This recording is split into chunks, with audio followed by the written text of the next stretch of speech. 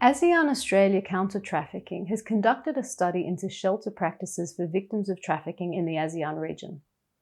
The focus of the study is on freedom of movement for trafficked persons. ASEAN member states have commit in international law and in the ASEAN Convention Against Trafficking in Persons to avoid detaining victims of trafficking. But in reality, victims of trafficking may be kept in conditions that are contrary to law, that are not necessary, and that are inconsistent with their human rights.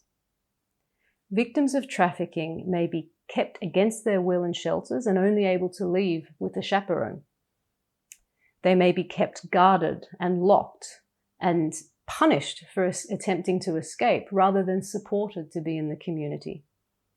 They may be restricted in communicating with their families and unable to work to provide for them.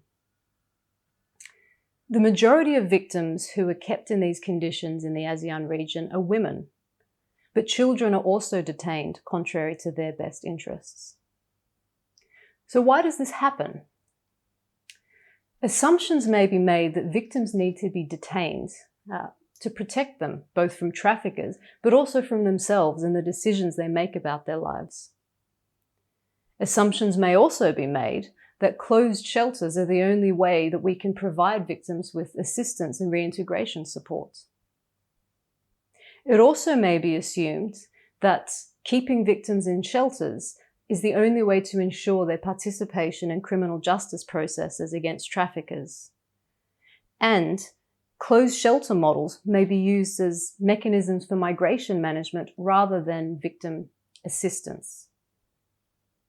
But a rights-based, victim-centered, and gender-equal approach to counter-trafficking requires us to challenge and interrogate these assumptions. We need to ask, do these practices strengthen our counter-trafficking efforts or undermine them? And importantly, do these practices meaningfully assist and protect victims, or do they harm them? This ASEAN-Australia counter-trafficking study is offered to states and other stakeholders to support their ongoing work to achieve freedom of movement for victims of trafficking. It offers a series of recommendations for law, policy, and practice towards making detention of victims in shelters an exception rather than the norm. ASEAN-ACT looks forward to engaging with partners across the region on this important and urgent issue.